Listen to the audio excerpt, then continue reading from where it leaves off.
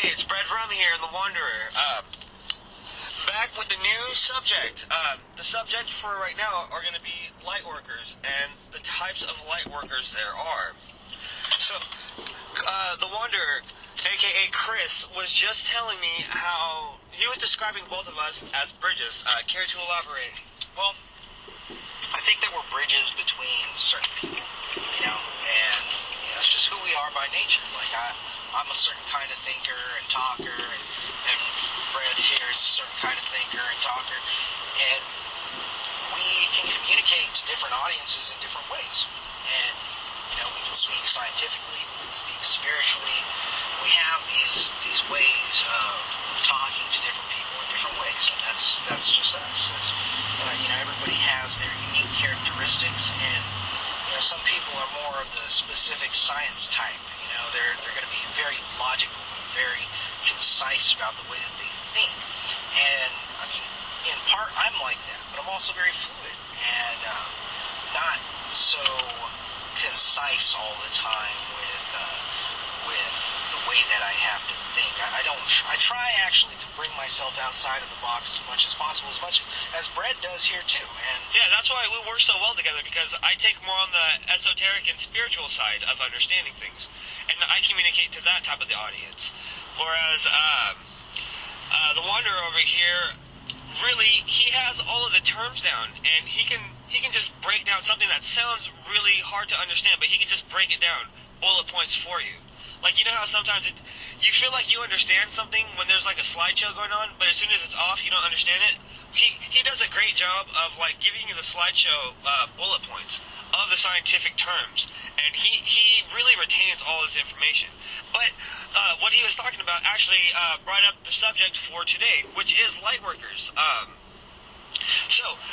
Earlier today, I was doing some research about light workers, and it turns out there are 12 different types of light workers. Let's go over them. So the first type of light worker are grid keepers and grid makers. And these brothers and sisters work together to single-handedly create and open portals, allowing higher forms of light and vibrations to enter this plane of existence. They are portals themselves. Basically, their whole goal is to go to a spot where there is low energy, and they meditate there either by themselves or within a group, and their whole intent is to bring higher vibrations from another universe into this universe to help the flow of nature. Now, the second type are the divine light keepers. Now, their mission is to simply embody light, to embody a higher vibration. They're here to retain a higher, in a chaotic event or something.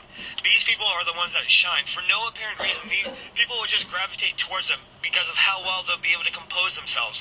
People will be able to get strength from them in like a chaotic situation. Now, the third type are the transmuters.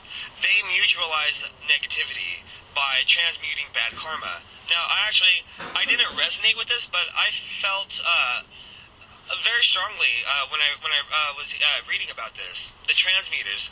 Now, what they will actually do, more times than not, they will choose to be born into an ancestral line with a lot of bad karma to throughout lifetimes, gradually just chip off little bits of this bad karma, because one family line shouldn't have to suffer for like one grave sin somebody else did. So these people actually put themselves in a horrible situation to try to help them out of it, because they don't have to be there forever. Now, the fourth type is the healers. Now, they're very easy to explain. They're everything from people like techies who repair your laptops to doctors, just anybody who wants to fix something. Now, number 5 are the seers. The seers, these light workers have opened their third eye and have a strong aura. They've broken through the veil of illusions. They provide services like guiding others to their truth, readings, and empowering others. They reveal the truths behind shadows. Basically, these are like your palm readers and stuff that you would find like at a carnival or something. Let's see, we're at number 6 now. Before we go on to number 6, do you resonate with any of these? Well, I try to find as much truth as there is in the world. entire life I've spent, growing into who I am. I haven't always been who I am, and I spent my youth, a lot of my youth, just figuring out who I was. And as a light worker, we'll naturally identify with each one of these traits, if even just a little bit. yeah, I mean, I do, right? I mean, I feel like I've spent my life trying to talk to people in similar situations, not only to understand myself, but to help them through what they're going through. Because sometimes what we've gone through, can help other people get through what they're going through. Yeah, and actually, there was one down the list that I know you'll resonate with because, like, I thought of you when I read it. So, going on to number 6, the divine blueprint holders. Everybody has a blueprint.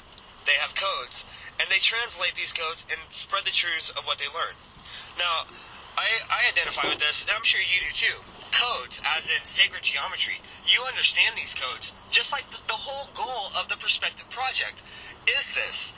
It's to break these codes down and give them to you in bite-sized forms, in these easily digestible forms that you can use and you can share with others, because all this information that we're giving it to you for free so that you can go out and you can spread some light. And code really, it's just, it just means another language, how you can relate one thing to another. And what we mean by coding is how, say, numbers relate to light, relate to sound, relate to shape, relate to nature. Anybody who can see these patterns, these people are the blueprint holders. These would be like your scientists. Any light worker that's a scientist, like, this is their goal. Now, going on to number 7. Number 7 are the dreamers. Just as the name implies, they serve the world by dreaming. Some people might call them psychonauts. Did I say that right? I don't know. I was reading this, so I don't know how they're pronounced. Psychonauts. They sometimes take drugs to induce their sleeps or their trips. They do everything in the dream world, from talking about the future events or talking about past events. Oh, we're actually, I don't know what road we're on, but we're passing 2 statues. One of them's a buffalo, one of them looks like a Native American. A chief. They were huge. They're as big as buildings themselves. Sight to behold. Alright, going on to number 8, messengers. Now, this I feel like I resonate the most with, and I feel Chris might resonate the most with too.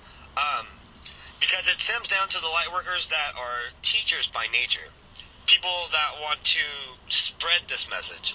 Okay, so number 8 are the messengers. The messengers receive guidance from angels, guardians, and etc. from divine inspiration. Like, for myself, I don't know where a lot of this inspiration comes from. I'm just minding my own business. I'll be in my room, smoking and staring out my window, and out of nowhere, I get struck with this inspiration, and I have to write it down. Oh my God, did you see those baby cows? And I'm just like, I don't know where this is coming from. Well, now that I'm a little bit more educated in the esoteric, I know that I can call this clairaudience. That's where my inspiration comes from. But that's just another word for a guardian angel, or whatever you would want to call it, your spirit guide. I can just, I personally have an easier time hearing it and articulating it to myself. Now let's see, number 9 are the manifestors. Now these people weave light to change things upon the earth. For the most part, if you're a light worker, that's a master manifestor, you're going to manifest greater love, greater light through meditation and visualization practices. Now number 10 are the ascensions. Now these people are like, like gurus, self-realized gurus. Would be a good example for them. They are ascending light processors. Oh no, I misread that. They are the ascending light process. They question and embody the higher levels of light. Spiritual masters who help people not lose their way. These people can basically see flaws in others that, other teachers cannot see. Like, I want to be a master teacher. And even though, if I do achieve teaching in the mastery level, I might not be able to identify certain things that, let's just say, someone who's an ascension light worker would be able to see. Let's just say, for example, somebody thought that they had a spiritual enlightening journey, and they thought they seen the face of God. Now, this guru will be able to tell if or if not they have actually seen the face of God, if they are self-realized. That's where they really come into play. Now, number 11 are way showers. They live awakened. They are not aware that they are awakened. They are just truly born in a certain type of greatness. Now, these are people that are still living in the Matrix, but they go to church, and they're just genuinely good people. They do good when nobody's watching. They're just, at the heart of them, they're just good people. And they're actually what give us light workers hope. It's people like them. We want to spread the good truth to help people like them. Because they don't have to be in the world, in the world like, where there's a bunch of frozen people, when they can be around the sun people like us. Now, let's wrap this up with number 12, the unifiers. Now, naturally, we're all going to identify with this if we're a light worker, because the unifiers, they see how things connect. They gather information from past teachers to gather up a group of light workers, and that's what the Wanderer and I are doing right now. That's exactly. That is like literally the epitome of our goal. Much of what our project encompasses actually embodies that. All of these natures, and I think that these natures are just, they're aspects of humanity that we found within ourselves and hope to inspire within others. All right. Well, that was our segment today about light workers and the 12 types of light workers there are. I'm sure if you're a light worker, you can identify with any one of these. And actually, if you're listening to this, it's most likely you are a light worker, because that's the type of people that we hope are gravitating towards us. All right, this has been Bred Rum.